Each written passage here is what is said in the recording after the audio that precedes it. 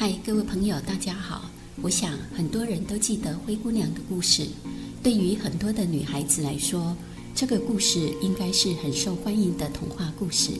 在家喻户晓的童话故事里，灰姑娘乘坐着那辆变化而来的南瓜马车，一路狂奔，向着城堡疾驰而去。带她去见白马王子的南瓜马车，车上的灰姑娘一定是掩饰不住的紧张与兴奋。从童年时代开始，很多女孩心中就种下了一颗灰姑娘的种子，盼望着长大后就能穿上水晶鞋嫁给王子，幻想着南瓜马车、仆人、华服、舞会，还有就是我的王子。我想不少女生也是和我一样，被这些美丽的童话诱惑。什么是南瓜马车呢？就是它看上去是一个南瓜形状的这种马车，被大家叫做南瓜马车。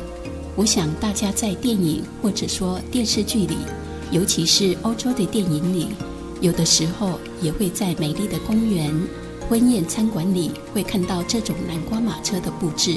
其实它也算皇家马车里的一种，只不过说它的整体形象更加的可爱和漂亮一些。很多女生非常喜欢坐这样的马车，它除了给人高贵典雅的感觉外，更增添了几分的童趣和可爱。一方面有了童话故事的加持外，更加多了几分梦幻色彩，尤其深受年轻女孩的欢迎。很多女孩坐在这样的马车里，就能够想象自己成为了灰姑娘，变成了美丽的公主。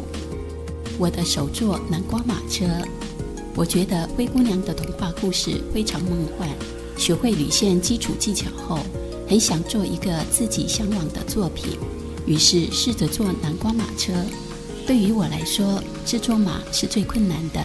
当然，要做精细美丽的作品，除了技巧、耐心、想象力之外，材料的选择也是能让作品提升质感的元素之一。以下是我的首座南瓜马车尺寸和所使用的材料。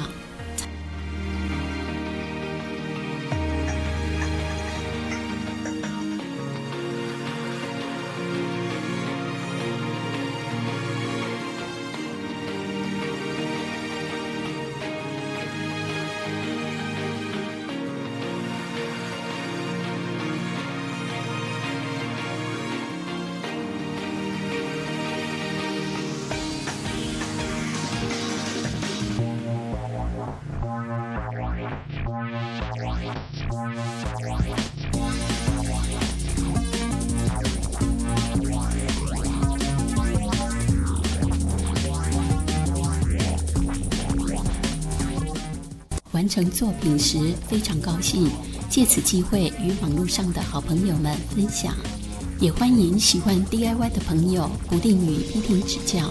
铝线可塑性强，只要简单的工具，一个钳子加上一根铝线，就可以做出各种优质的作品，例如项链、耳环和各具特色的铝线杂货艺术品。